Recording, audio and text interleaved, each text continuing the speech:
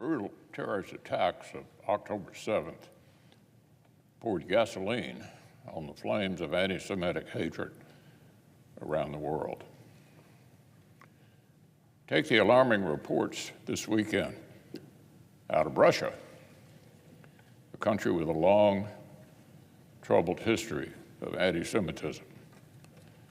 After weeks of pro-Hamas propaganda spewed from the Kremlin, an angry mob overran a provincial airport and surrounded a plane that had just arrived from Israel. Chillingly, the mob went person to person, checking passports and asking if they were Muslim or Jew, a modern-day pogrom in southern Russia. Vladimir Putin is usually quick to accuse other countries of imagined atrocities, but he's issued no such condemnation of Hamas for the very real savagery inflicted on innocent Israelis.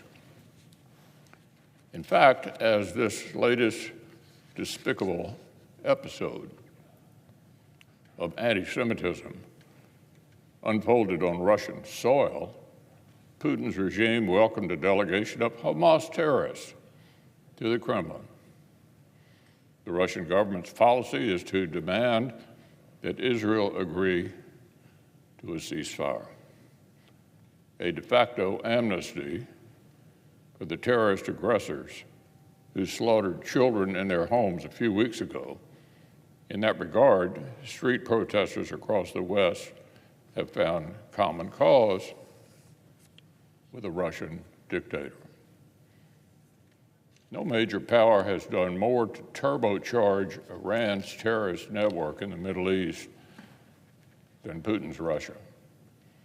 The Kremlin's intervention in Syria allowed Tehran to establish a massive corridor of resources to terrorist proxies like Hezbollah and Hamas.